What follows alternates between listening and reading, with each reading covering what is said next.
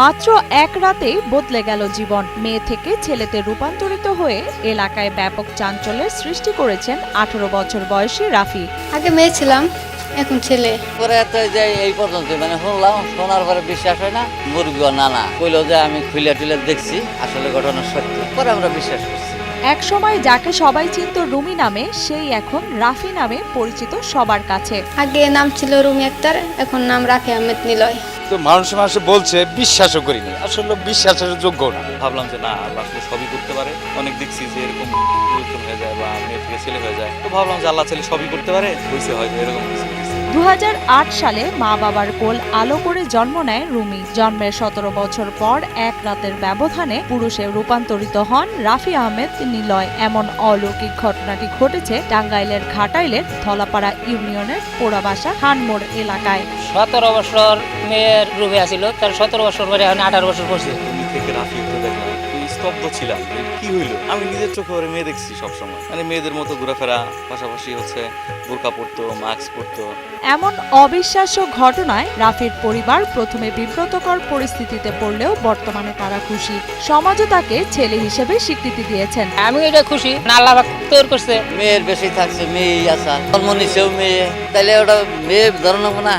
হঠাৎ করে এরকম হয়েছে না, আল্লাহর ইচ্ছা, আল্লাহই ভালো জানে। আমরা অনেক খুশি, কারণ বিরল একটা ঘটনা এলাকায়, এই ধরনের ঘটনা আসলে কখনোই ঘটে নাই। সেই হিসেবে আমার খুব ভালো লাগছে।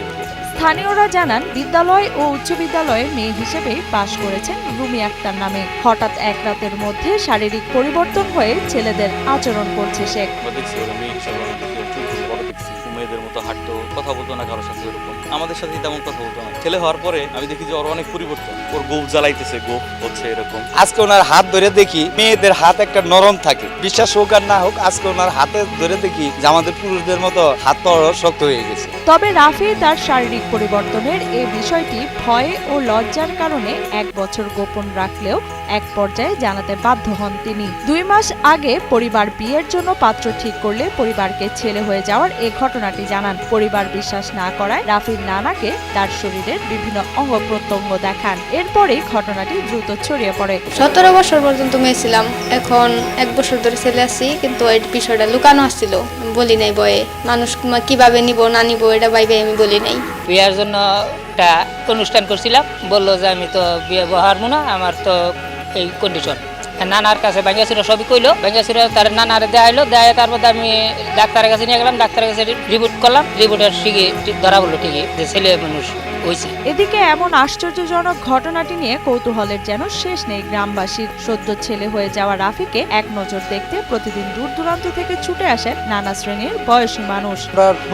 শুনতেছি যে মেয়ে ছেলে, এইটাই আমাকে ওই যে এক মুরব্বী, ওই মুরব্বী দেখা করলে তো হয়, এটা সত্যি, এটা আমরা মাইনে নিচ্ছি। দেখতে অনেক লোকজন আসছে বাড়িতে, আপনার এমনও হয়েছে যে 200-500 লোক আসছে প্রতিদিন। চিকিৎসা বিজ্ঞানের ভাষায় হরমোনজনিত কারণে সমাজে নারী পুরুষের মতো আচরণ বা পুরুষের নারীদের মতো আচরণ একটি স্বাভাবিক ঘটনা। তবে সম্পূর্ণরূপে মেয়ে থেকে ছেলে হওয়ার ঘটনা বিরল। চালচলন পরিবর্তন হয়, ছেলেদের মতো হয়, পরিবর্তন হয়, এটা জানা ছিল না। যখন বিষয়টা নিয়ে তারপরে মনের ভিতরে একটু খটকা ছিল যে আসলে কি। তো পরবর্তীতে যখন ডাক্তারের রিপোর্ট পেলাম আমরা, তখন ভাবলাম যে না, আসলেই হয়েছে, এবং আল্লাহ ছেলে সবকিছু।